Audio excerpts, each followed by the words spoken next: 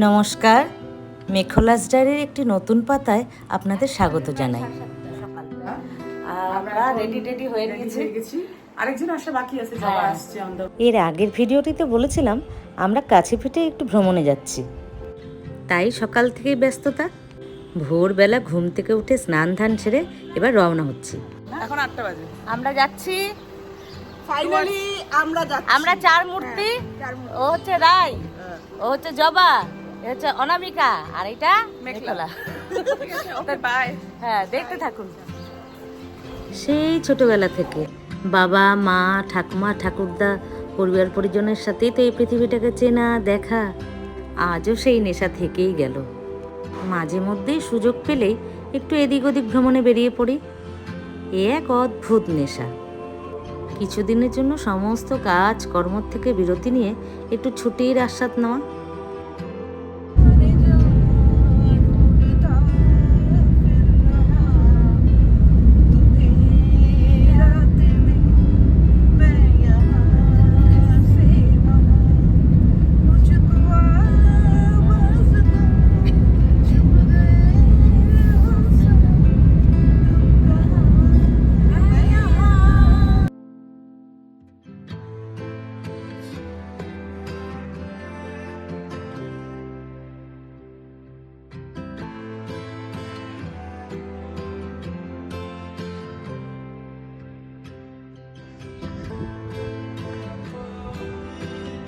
এখন আমরা এসেছি গজলডোবা।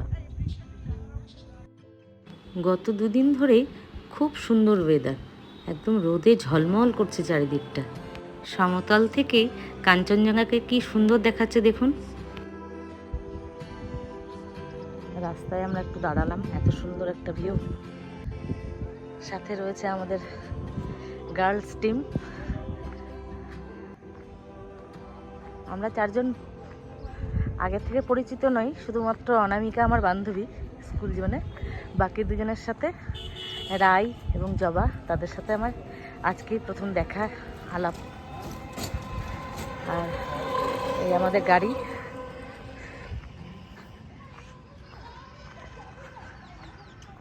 দীপ ভাই আমাদের ড্রাইভার।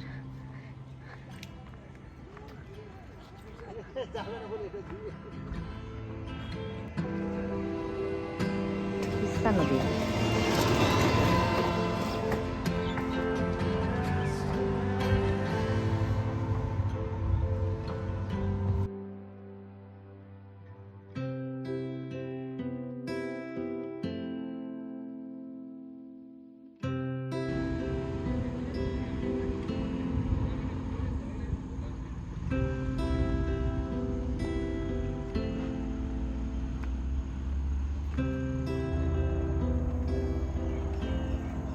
সেই ছোট্ট আমার গ্রাম নদীর পাড়ে। এটা তিস্তা নদী ক্যানেল।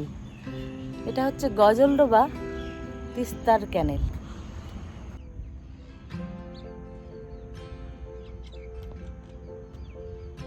শিলিগুড়ির খুব কাছে তিস্তা ব্যারেজ।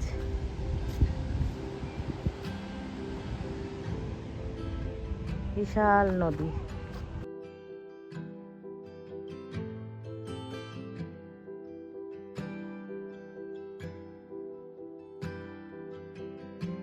চল ঠিক আছে, কিছু বাদ দেওয়া যাবে না, কোনো কিছুই বাদ দিবে না। দেখছো দেখছো আমার এই বান্ধবীটা ভোরবেলা বানিয়েছে না। বাবা।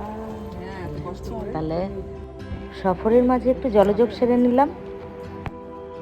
আলুর পরোটা আর চা। কাক ভোরে ঘুম থেকে উঠে অনামিকাই এসব বানিয়ে নিয়ে এসেছে। গরম চায়ে গলা ভিজিয়ে এবারে আমরা রওনা হলাম আমাদের পরবর্তী ডেস্টিনেশনের দিকে।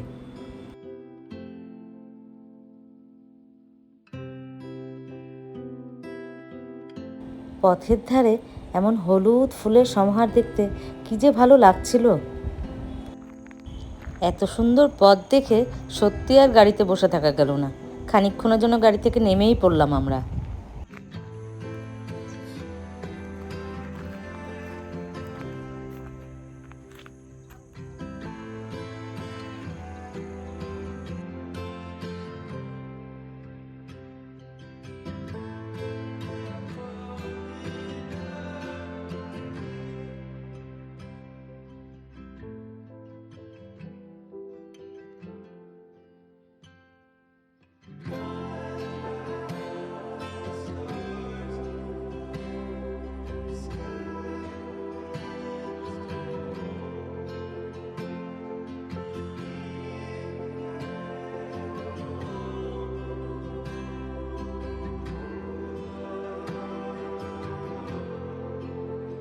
পথের মাঝে পড়ল আম্বেক চা বাগান। চা বাগানের সৌন্দর্য তো আমার বরাবরই ভালো লাগে, এত মনোরম দৃশ্য, তাই ক্ষণিকের জন্য আবার একটু বিরতি নিলাম আমরা।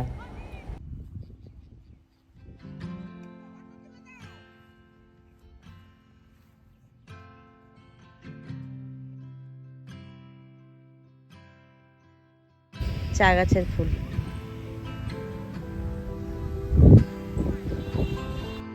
চার মূর্তি ফটো সেশন সেরে এবার আমরা রওনা হলাম পরবর্তী ডেস্টিনেশনের দিকে।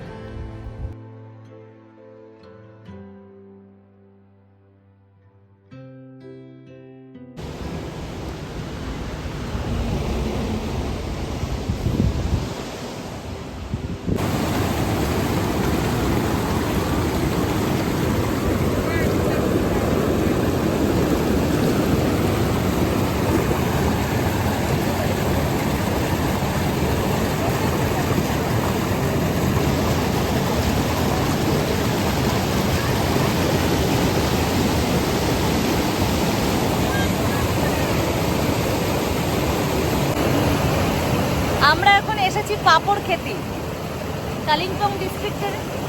আর এই নদীটির নাম হচ্ছে চেল নদী, পাহাড়ি নদী, পাহাড়ি ঝর্ণার থেকে নদী।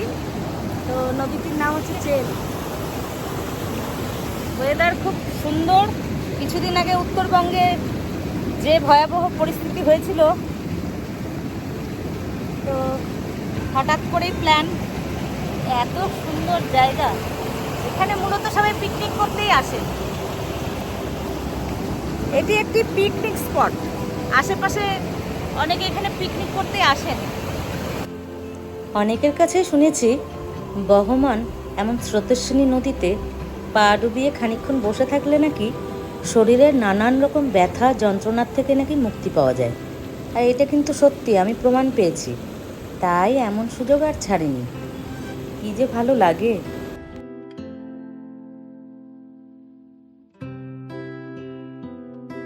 আমাদের পরবর্তী ডেস্টিনেশন লাভা।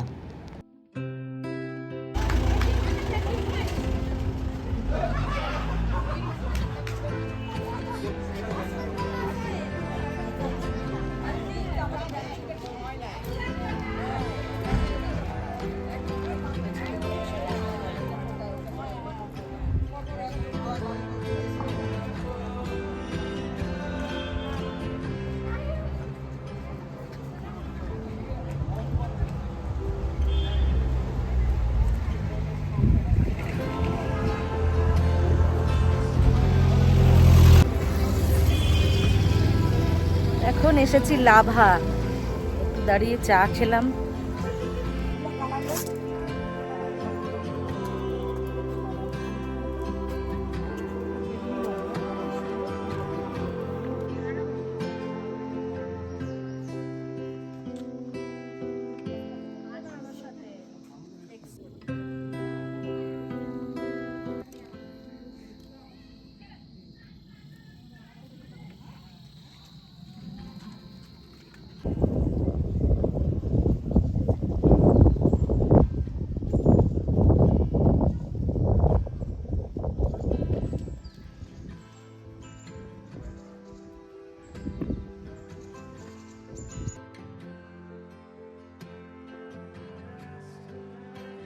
কালিম্পং জেলারই একটি ছোট্ট গ্রাম হলো এই লাভা।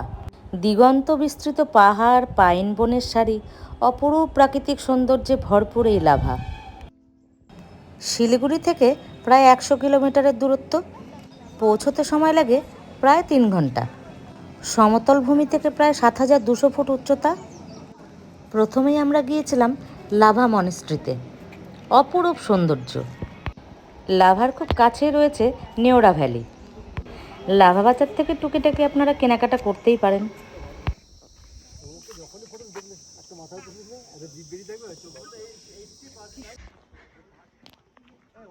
এটি হলো লাভা মনেস্ট্রি।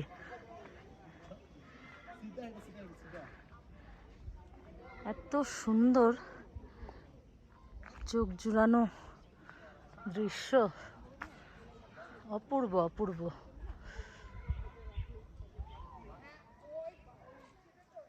মেঘ বৃষ্টির পরে আজ সত্যি সুন্দর, আকাশে একদম রোদ ঝলমলে দিন।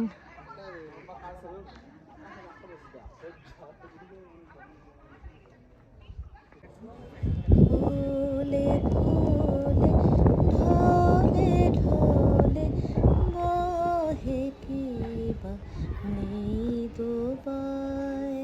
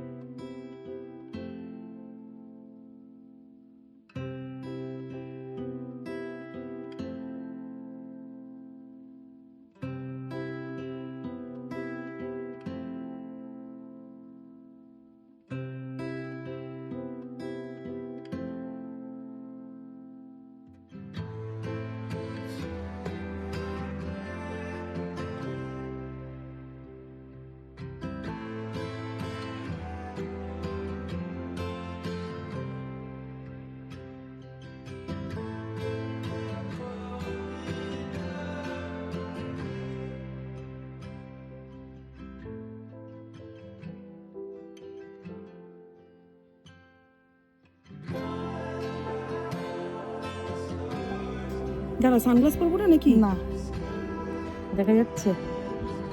এই মা, হাবু পাগলির ছবি। তুই নাই হাবু পাগলি, সত্যি হাবু পাগলি। কেমন করেছে? ঠিক কর, দাঁড়া। আজকের এই ভ্রমণ বৃত্তান্ত এখানেই শেষ করছি। সবাই খুব ভালো থাকবেন, সুস্থ থাকবেন। দেখা হবে আবার একটি নতুন ভ্রমণ বৃত্তান্ত নিয়ে।